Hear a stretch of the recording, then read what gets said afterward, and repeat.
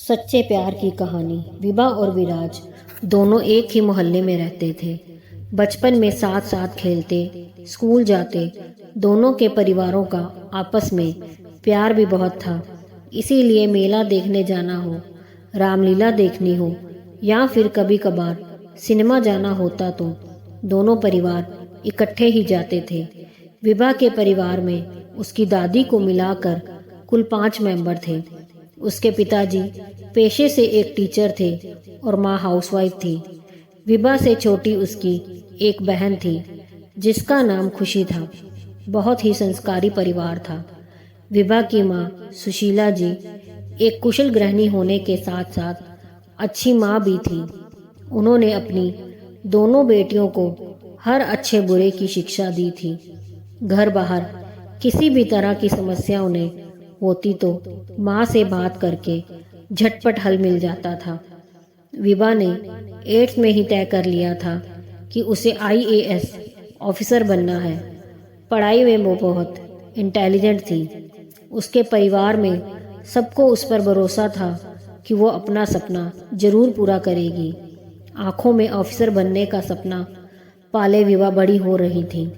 मोहल्ले की सबसे सुंदर लड़की थी विभा। लंबे घने बाल, गोरा रंग, खिलखिलाता चेहरा, किसी परी से कम नहीं थी वो। जो उसको देखे बस देखता ही रह जाए। स्कूल में भी हर लड़के की पसंद थी विभा। लेकिन विभा इन सब बातों से बेखबर अपने लक्ष्य की ओर बढ़ती जा रही थी। उसने 12th में पूरे शहर में टॉप करके अपने माँ बाप का नाम रोशन कर दिया। अब उसे आगे की पढ़ाई के लिए शहर से बाहर जाना था। एक बहुत ही अच्छे कॉलेज में उसका एडमिशन हो गया। बहुत सी हिदायतों के साथ उसे हॉस्टल दिलवाकर उसके मम्मी पापा वापस आ गए। घर वाले थोड़े निश्चित इसलिए भी थे क्योंकि उनके मोहल्ले का लड़का विराज भी तो उसी कॉलेज में पढ़ता था जो विभा से 1 साल सीनियर था। विराज के परिवार में उसके मम्मी पापा और एक छोटा भाई था। विराज के पापा की शहर में कपड़ों की बहुत बड़ी और अच्छी दुकान थी। विराज भी पढ़ाई में बहुत अच्छा था। उसे MBA करना था, इसीलिए उसने ग्रेजुएशन में कॉमर्स को चुना। वहीं दूसरी तरफ विभा नॉन मेडिकल की स्टूडेंट थी। दोनों का कॉलेज एक ही था। विराज विभा के बचपन का दोस्त था, इसीलिए विभा दिन में एक बार उससे जरूर मिलती थी। कोई भी प्रॉब्लम होती वो विराज को कह देती। ऐसे ही कॉलेज का 1 साल बीत गया। अब विभा नए माहौल में एडजस्ट हो चुकी थी। वो बहुत मेहनत कर रही थी। कॉलेज में उसकी अलग पहचान बन चुकी थी। इसके कई कारण थे। पहला, एक तो वो बहुत ही सुंदर थी। एक उसकी सादगी और उसकी इंटेलिजेंसी के सभी कायल थे। हर कोई उससे दोस्ती करना चाहता था। हर टीचर की वो चहेती थी। अपनी माँ को जब ये सब बताती तो माँ को बड़ी खुशी होती। बहुत से लड़कों के ऑफर वो बड़े सलीके से मना कर चुकी थी। उसका ध्यान बस अपने सपने पर था। इसी तरह 1 साल और बीत गया। उस दिन विराज का कॉलेज में लास्ट दिन था। वो विभा से मिला और उसे अपने दिल की सारी बातें बड़ी सादगी से कह डाली। विराज ने कहा, मुझे पता है कि तुम्हारी खूबसूरती से इम्प्रेस होकर लड़के आए दिन तुम्हें प्रपोज करते रहते हैं, लेकिन मैं सच कह रहा हूँ, मैं तुम्हारी सादगी को बचपन से ही पसंद करता हूँ। पहले मुझे लगा कि यह महज एक लगाव होगा जो अक्सर युवावस्था में हो ही जाता है, लेकिन जैसे जैसे मैं मैच्योर हुआ समझ आया कि ये प्यार है। कई बार तुमसे कहना चाहा, लेकिन डरता था कि प्यार के चक्कर में कहीं तुम्हारी दोस्ती से भी हाथ ना धो बैठूं। यकीन मानो, अगर तुम इतनी खूबसूरत भी ना होती तो भी मैं तुम्हें इतना ही प्यार करता। विभा उसे एकटक देखे ही जा रही थी। बीते सालों में ना जाने कितने लड़कों को ना बोल चुकी थी, लेकिन विराज का अचानक इस तरह से अपने प्यार का इजहार करना कुछ समझ नहीं आ रहा था कि क्या कहे। उसे फिर भी विराज को जवाब तो देना ही था। विभा ने कहा, विराज, तुम बहुत अच्छे लड़के हो। तुम जिसे मिलोगे वो लड़की बहुत भाग्यशाली होगी। लेकिन तुम तो अच्छी तरह जानते हो मुझे मेरे सपने पूरे करने हैं, लाइफ में कुछ करना है। प्यार व्यार के चक्कर में पड़ गई तो कुछ नहीं कर पाऊंगी। विराज ने कहा कि कौन कहता है तुम अपने सपने पूरे ना करो। तुम वो सब करो जो करना चाहती हो। अपने मन की बात तुम्हें आज भी नहीं कहता, लेकिन मुझे MBA करने लंदन जाना है। जाने से पहले तुम्हें सब कह देना चाहता था। मैं तुम्हारी हाँ का इंतजार करूंगा, विभा। इतना कहकर विराज वहां से चला जाता है। विभा थोड़ी उदास हो जाती है। फिर सोचती है कि अगले हफ्ते घर जाऊंगी तो माँ को सब बता दूंगी। अगले हफ्ते विभा घर चली गई। अब की बार थोड़ी खोई खोई सी थी। माँ ने ये बात तुरंत भांप ली कि कोई तो बात है जो विभा को बेचैन कर रही है।